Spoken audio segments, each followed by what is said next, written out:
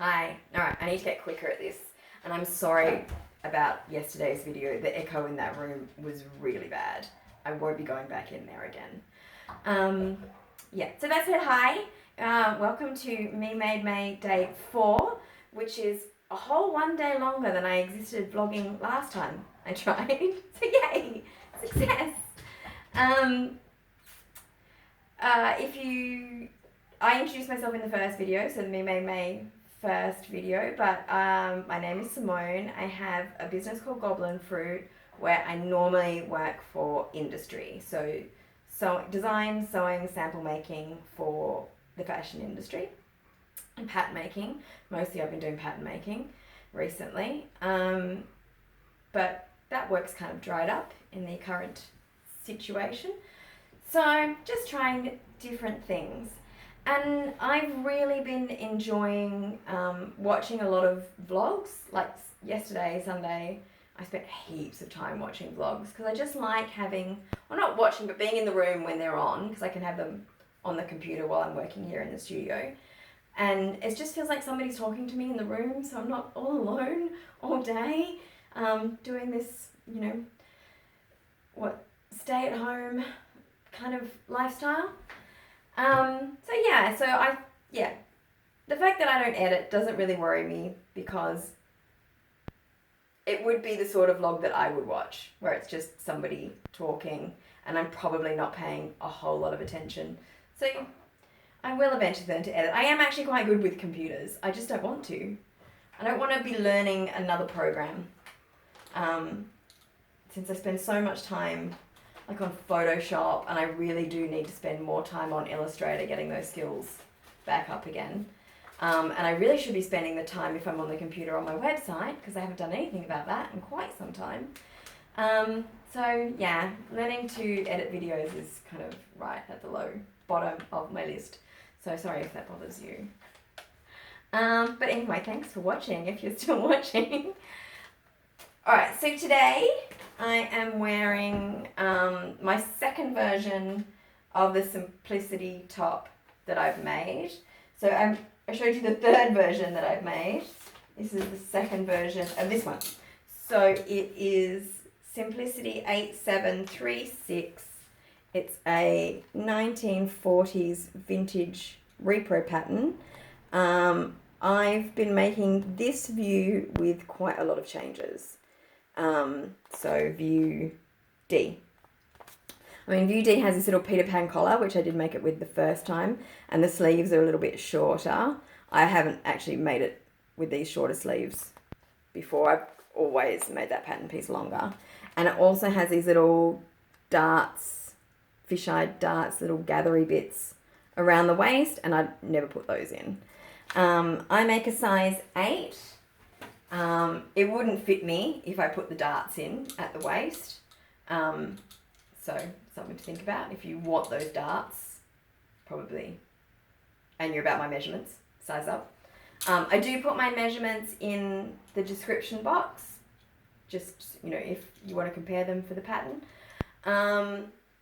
This particular version, okay, so the changes I made, this is jersey. So it's not a woven, pattern's made for woven, but this is a polyester jersey, which I got from Pitt Trading maybe a year ago. It was definitely a remnant, so they wouldn't have it anymore anyway. I took the Peter Pan collar off, and I've done just a turtleneck collar and, the lengthened sleeves. So to do the turtleneck collar on a jersey, I took the button placket out of the back. And, okay, so originally I put a keyhole in the back and then had an opening here with 2 buttons on the neckband. The keyhole, when I sewed it, I clearly wasn't paying attention, and it didn't sit flat, and I didn't need it anyway. I don't need the buttons. I can just pull this on. It's stretchy enough, I can just pull it on over my head. So I sewed the keyhole up. So you can probably see it's probably a little bit bulky there because it's got a seam that it doesn't need to have. But yeah. So if you wanted to, the original opening, to do this collar, I just measured out the neck opening without the extra fabric in the back for the button placket. It does have a centre back mark on the pattern, so you just cut on fold at the centre back mark. I measured the length of that neck opening and then just made a rectangle that size, that length, and as high as I wanted this to be with a fold over, so double the height. And that's it. Super easy. What else? I just cover stitched the inside. I really have developed, as I've mentioned a couple of times already, I really like long cuffs. So I like hems, thick hems on the inside so you can't see the white in there. But I didn't do that on this one. I just cover stitched it straight up. And I actually really like the length of that sleeve. The top that I was wearing yesterday, so I quickly had made the Suki pattern, which my mum had given me that day or the day before, and I just wanted to make it up. And I have concluded that that sleeve length is not a good length on me. It's not very flattering, particularly in such a voluminous, stiff cotton linen. It's not very flat. It was nice for a Sunday afternoon and just wearing it around. And then once I wash that linen, it'll probably be a lot different because it's still got all the stiffness in it. But yeah, so I really do like the shape of this top, and I just keep making different versions. I like that the shoulder seam sort of sits forward a little bit, and that there are little gathers, and that it fits me really well across the bust. And across, the back. Like, it's just a really good fit for me. So that's why I keep making versions based on this pattern. Alrighty, the skirt. I don't actually think you can see the bottom of it. If you can see my dog's butt, then you can see the bottom of it, but I don't think you can. Anyway, it's the same as the green skirt I wore on day one. So that green check skirt. So it's just a bias cut skirt of my own pattern. It is kind of interesting because it's exactly the same size as that green one, and it sits lots closer. So it's just a difference in the fabric. This is a very, very thin polyester stretch satin. It is getting what I was talking about before with bias cut. They often get that kind of wrinkling that sort of happens as it goes over a curve that the green one wasn't doing. I think it's a combination of things that cause that. I mean, I worked in a store years ago that specialised in bias cut silk dresses, and the lighter weight the silk, the more likely this was to happen, and this is really thin. There are lots of theories on how to stop it from happening in sewing, so like using stay stitching and stay tape, and so you're not stretching out that bias cut fabric as you sew it. And I don't know, I don't think they work that well. I mean, I do a lot of sewing. I don't think I stretched it out as I sewed it. I think it's probably a combination of the fact that it could be bigger, just to accommodate the type of fabric that it is, and that it's got a stretch in it. So the fabric is, so a bias cut should just be using the natural sort of give on the bias that woven fabric has, but then this on the straight grain, has stretch in it as well, and so that stretch is kind of working against the bias, and that's what's causing it. I think that's what's causing it to ride up a little bit. I still, in this version I hadn't fixed the problem that was in the green one with the extra fabric in the back here, and as I said on that day, I probably never will. But it's fine. So how's me made going here on day 4, and it's actually really overcast today. It's not cold yet, but it's gonna get cold. And working from home, I know I'm gonna get cold. I don't want to run the heating all the time because it's just gonna be really expensive. And as I've mentioned, I'm on a budget now. Did I mention that? Yeah, I mentioned that. I'm on a budget. Heating's too expensive. I want to be warm, and things that are missing from my wardrobe are really, really warm clothes, particularly winter weight bottoms. So I need to make more bottoms. And of course, the first thing that I've cut out isn't even remotely winter weight. You might notice in the background that I have started moving stuff into the studio and trying to get it organised. I faffed around with this all day on Sunday afternoon while listening to vlogs. I'm getting there. I'm getting there. Pretty happy so far. So this here, I've just pulled out the fabrics for my winter plans. So this is my winter colour palette and fabric palette of things that I hope to make for myself. We'll see. We'll see if I get that far. I don't think I'm going to make that much stuff, but I really need to use up the fabric. I will in another vlog. So before I put myself on a budget, I actually made 3 fabric purchases, which is not really like me to go out and buy a whole lot of fabric for myself. I must have been feeling stressed. So I'll do like little mini fabric hauls later. But this lot at the top is from Pitt Trading, the same place I got this fabric. And this lot is from Spotlight. And I'll, go through those another time. But today we're doing my plans. My plans for bottoms. I like making tops. Because they're nice quick wins. And bottoms can be really hard to fit. But if I tell you, maybe I'll stick to my plans. Maybe. Alright, number 1, which is the one I've already cut out. In this Red Tencel twill. It's such a pretty colour. It's so soft. I really like Tencel, and it's, it's a bit sustainable. The factory is more friendly than most textile factories. And I'm going to make this is Mccalls 7726, version C, and I think if I remember rightly, I've cut out a longer leg than these are. Or maybe that's that one. Version B is the longer leg of those. That would make sense. Do you know on this pattern, I've looked at this quite, like a lot of people have made this pattern, and this one really looks like a paper bag waist, but this one looks like it's stitched down, and it also looks like it's got a yoke, like it looks like it's a different pair of pants than that one. Do you think? I mean, but the pattern is definitely this one. Anyway. I haven't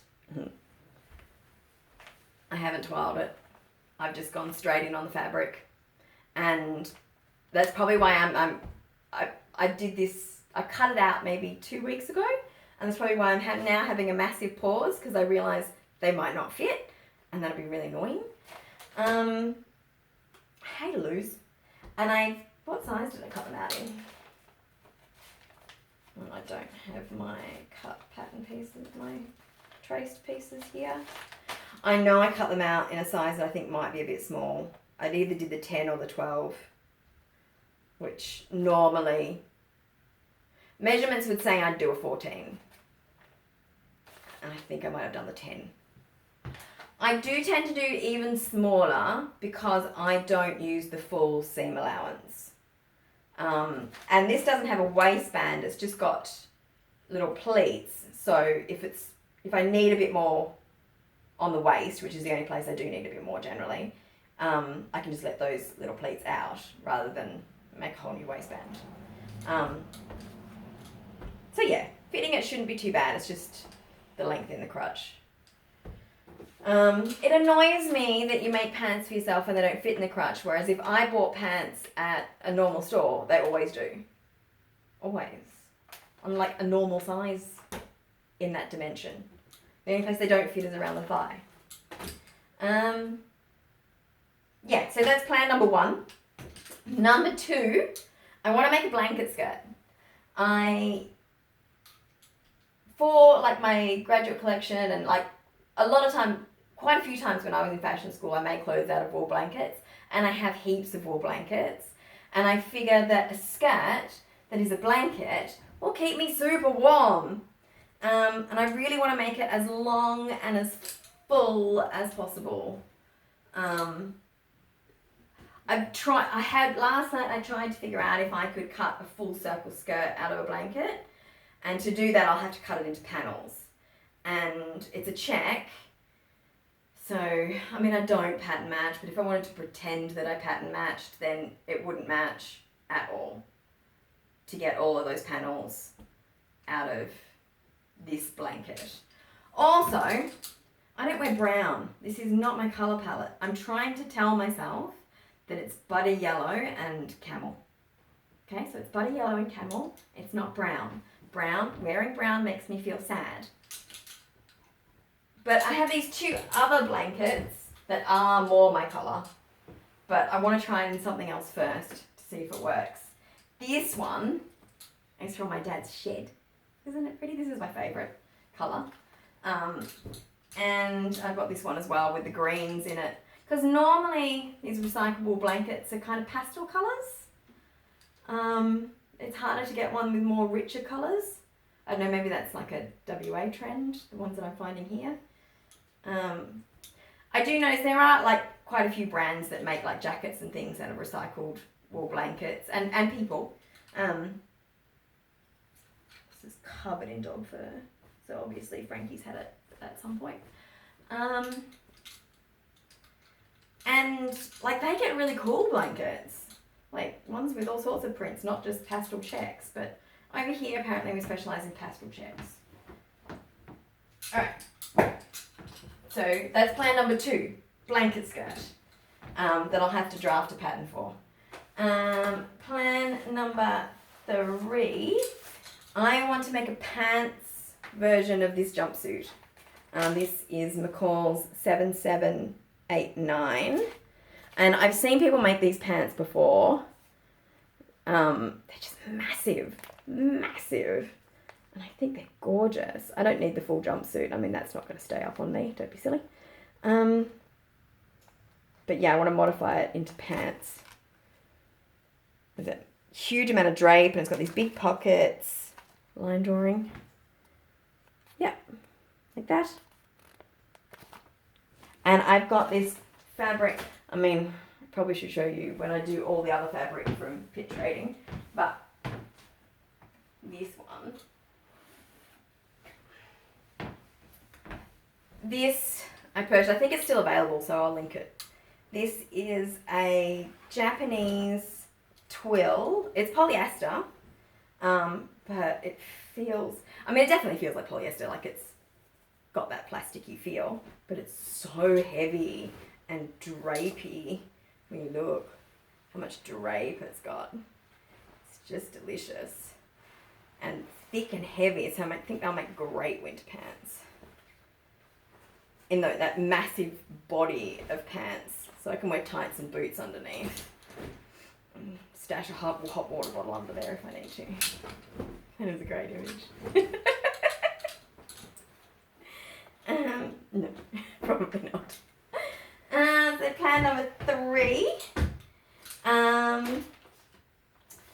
Number 4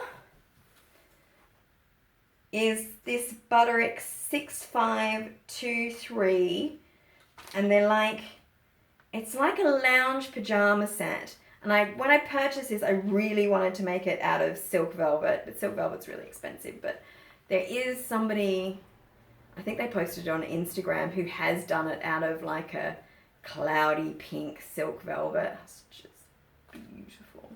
And I think that'd be perfect stay at home, lounge around kind of outfit. So it's this pattern, these sorts of wide leg pants, and I've got fabric to do the jacket as well.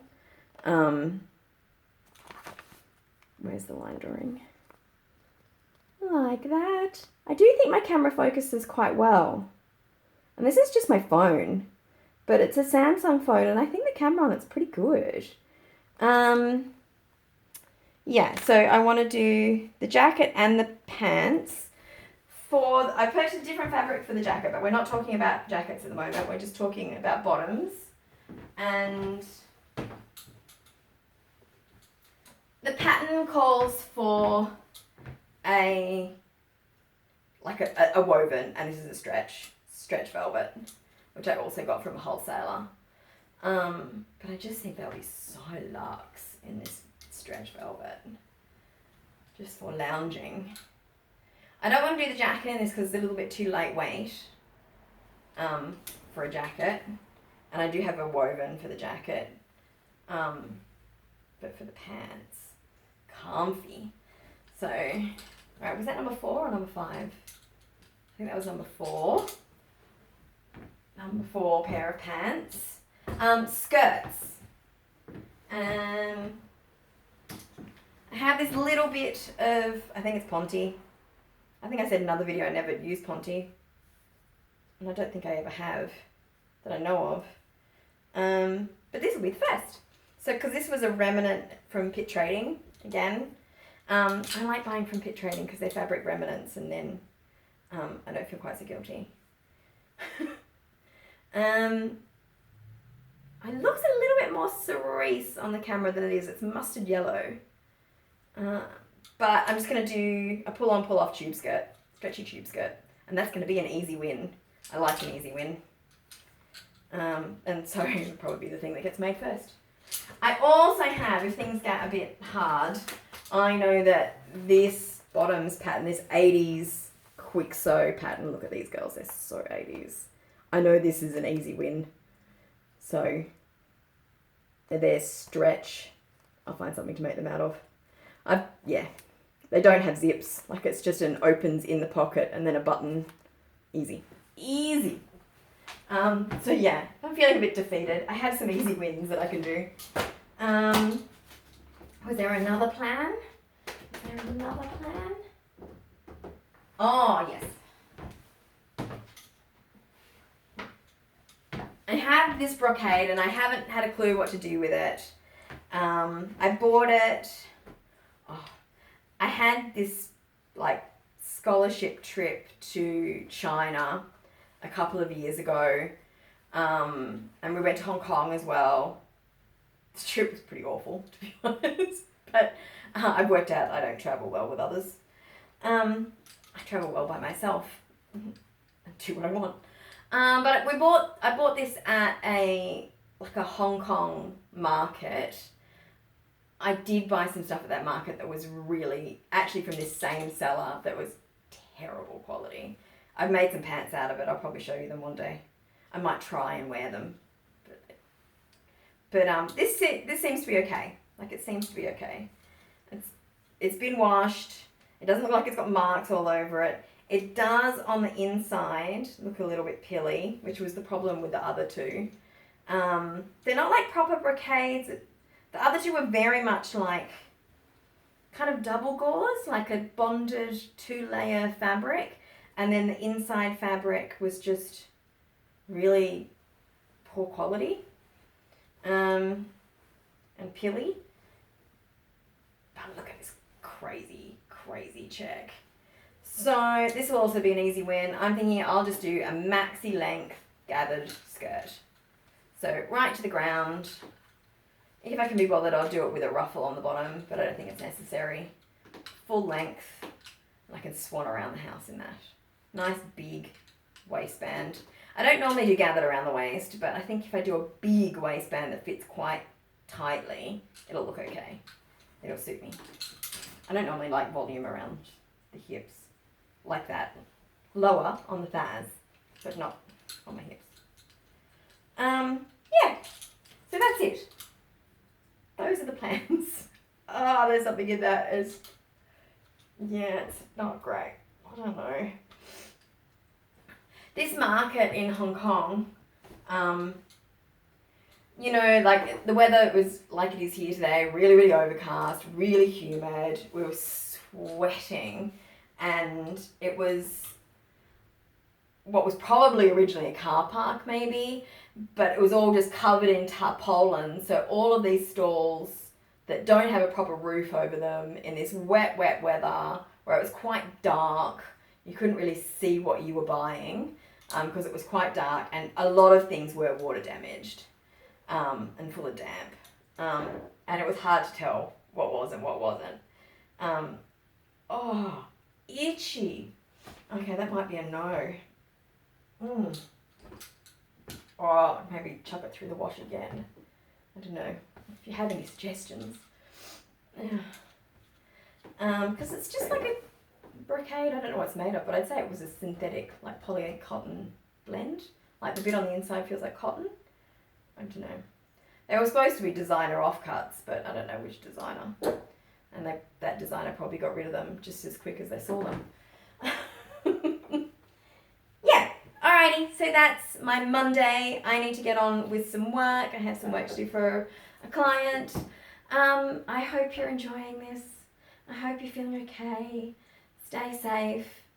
And I'll see you tomorrow.